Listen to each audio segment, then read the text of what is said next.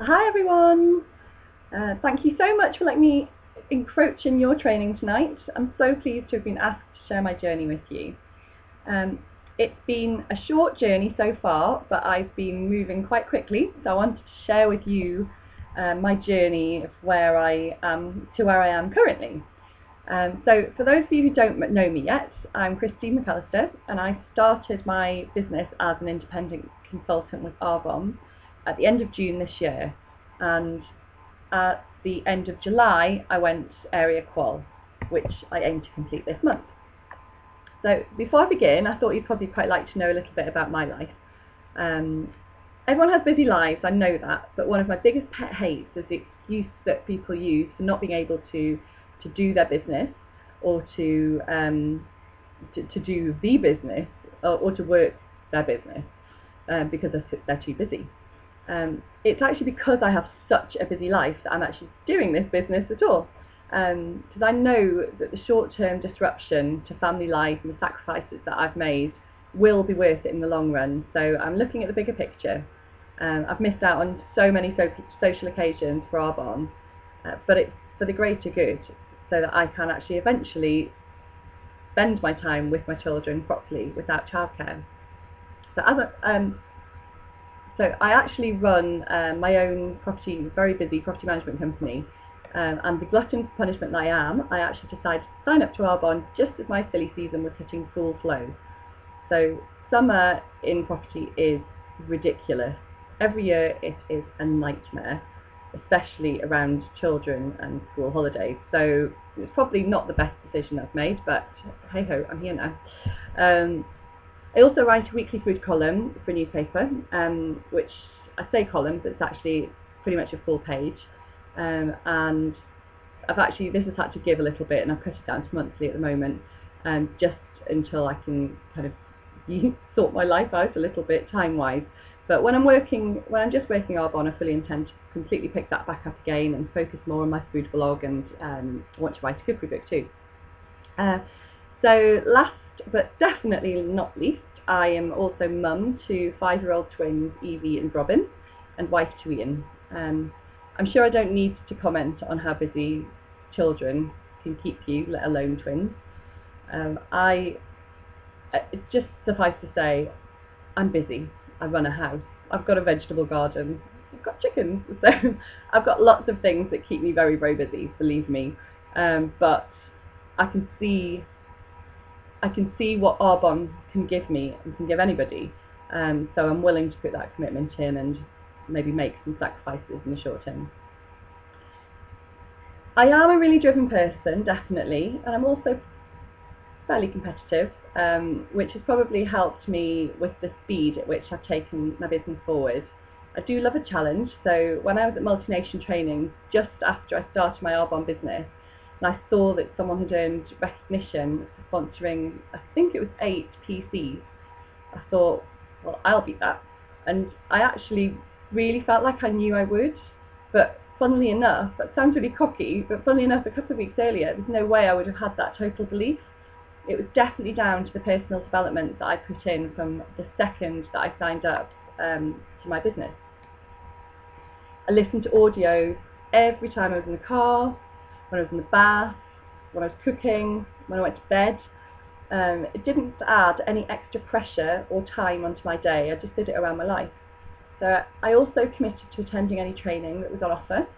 I've been up to Glasgow twice now, and I'm going to Stirling this weekend.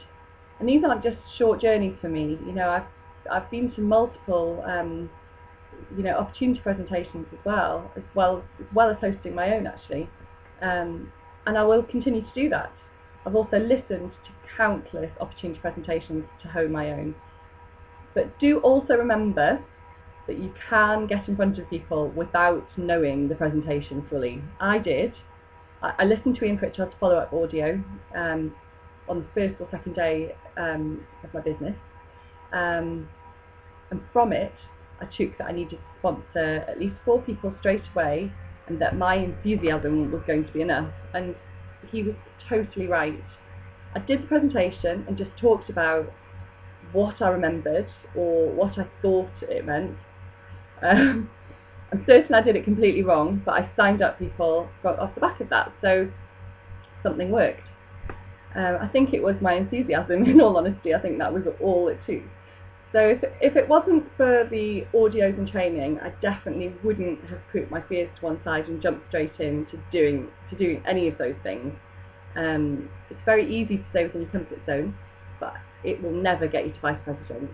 I've been out of my comfort zone on so many occasions now, and yes, it is flipping scary, but I feel so proud of myself for doing it, and really, you would too. It's a moment of awkwardness or discomfort, then feel amazing afterwards and potentially have some consultants off the back of it.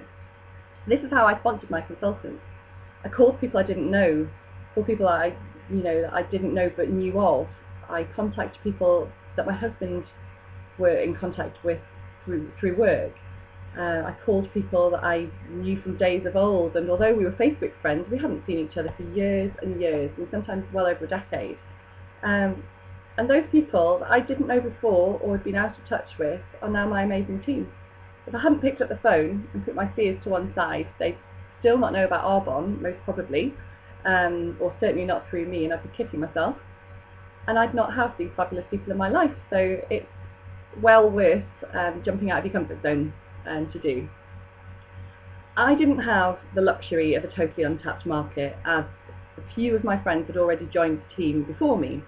I won't go into too much, but all I will say is that I was a total idiot for quite a long time. I wouldn't even listen to the opportunity, so I would be a real pain to my area manager Laura, but that's in the past, thankfully, and I'm on board now. But it did mean, unfortunately for me, that most of my friends were already preferred clients or consultants, so it made me have to look further afield and think outside the box, which actually I think has probably really helped me.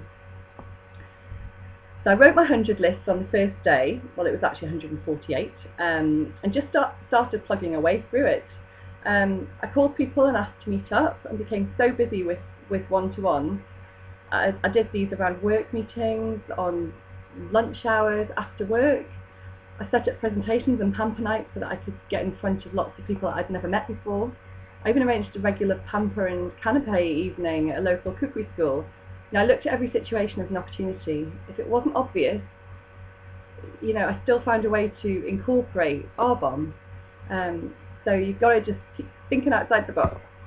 But by doing all of this, my QB rocketed very quickly as I naturally signed up PCs galore from all the activity I was putting in. And as a result, I hit my strong start target pretty much immediately. And so I also got a free RE9 kit and £400 voucher to spend. So my tester kits through, and I had more kits to get out to people to trial, which was great. So it kept my business going even further. I did get people saying no, so don't think it was all yes, yes, yes. Definitely, I had quite a few people who said no to trying products. I had people that tried them and didn't like them. I had some really rude reactions actually as well, which actually upset me. It still does, but I've definitely got better at taking it. In my first week or two, somebody actually took the product for trial and then texted me to say that they weren't going to try them, they were far too expensive. And I'm quite embarrassed to say that I actually cried. So my husband thought something terribly was wrong. I think I was more upset that I thought she was thinking that that I was trying to con her or something, which is so not me. So it did make me concerned. It made me worry about things. But I forced myself to call someone straight away the next morning, and they met me and they signed up as a consultant. So it made me feel better about the business again. There will be no's, and I've learned to just keep on going. From the personal development I do now, I go into every meeting thinking they will sign up. I don't think, oh, fingers crossed, or hope they'll sign up. I tell myself that they will. It makes you feel so much more confident, and it makes you look much less desperate, probably is the word. It seems to have really worked for me anyway, but I definitely wouldn't have done that before. That's all down to the audios that I've listened to, and the other personal development. So I decided from the off that I was going to follow the system properly, as I wanted to be as successful as Ian Pritchard and the like. I knew that the follow-up would be the scary bit, as I listened to audios, so I listened to audios on this loads, and have also continued to listen to Ian Pritchard's follow-up call loads of times. I always get a date in the diary from follow-up for the follow-up at the initial meet, and I always make sure that I actually ask for a decision, which sounds so obvious, but I know that it's easily missed because it's the hard bit. That way, I've pretty much signed all of my consultants up at that follow-up and not let it drag on. I've not relied on my team either to get me the QV I need for each level. If the QV isn't coming in, you've got to make it happen yourself.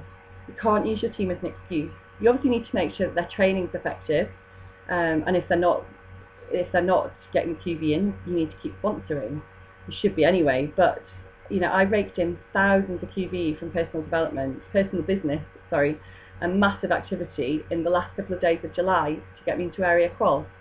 My team is still so new to the business, as am I, that I can't really expect them all to be on the same mission that I am. So, you know, if they are, obviously I will get them there too, but I can't expect them to have the same drive as me. So I don't really think there's been anything secretive or special about what I've done so far. So I hope it's helped something. It's done something to help you. I've just literally put myself out there. I've spoken to loads of people. I've worked really hard. I've put in the effort. I've sacrificed social things. And I think really putting the effort in is the main key to being successful in this business. So anyway, I think I've waffled on for long enough. I hope that you found it a little bit helpful at least. And thank you so much for listening.